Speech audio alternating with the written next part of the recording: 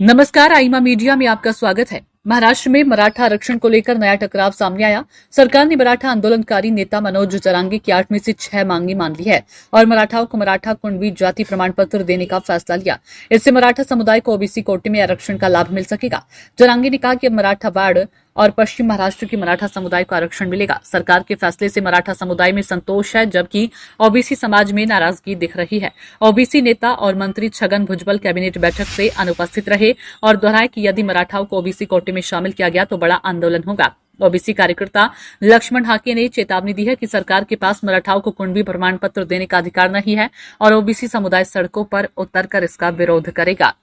मराठा आरक्षण आंदोलन के बीच महाराष्ट्र सरकार ने अन्य पिछड़ा वर्ग समुदाय से जुड़े मुद्दों पर ध्यान केंद्रित करने के लिए कैबिनेट उपसमिति का गठन किया है। सूत्रों के अनुसार ये उपसमिति ओबीसी आबादी के सामाजिक, शैक्षिक और आर्थिक विकास से संबंधित कार्यक्रमों और योजनाओं पर काम करेगी।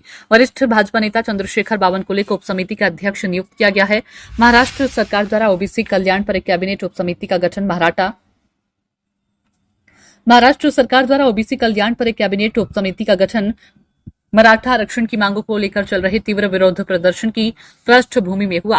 यह कदम मराठा कार्यकर्ता मनोज जरांगे के द्वारा मुंबई में अपनी अनिश्चितकालीन भूख हड़ताल समाप्त करने के फैसले से ठीक बाद उठाया कि आजाद मैदान में 5 दिनों से भूख हड़ताल पर बैठे मराठा नेता मनोज जरांगे ने राज्य द्वारा प्रमुख मांगों पर सहमति जताने के बाद प्रदर्शनकारियों की जीत की घोषणा की।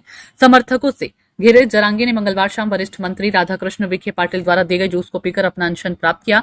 सरकार ने मराठवाड़ क्षेत्र के पात्र मराठा परिवारों को ओबीसी श्रेणी के अंतर्गत आने वाले कुणबी जाति प्रमाण पत्र प्रदान करने का आश्वासन दिया। जाति प्रमाण पत्र की घोषणा के अलावा राज्य सरकार आरक्षण विरोध प्रदर्शन के दौरान मारे गए लोगों के परिवारों को मुआवजा और सरकारी नौकरी देने पर भी सहमत हुई है। इससे पहले प्रदर्शनकारियों ने ओबीसी श्रेणी के तहत नौकरी और शिक्षा में 10% आरक्षण की मांग की थी।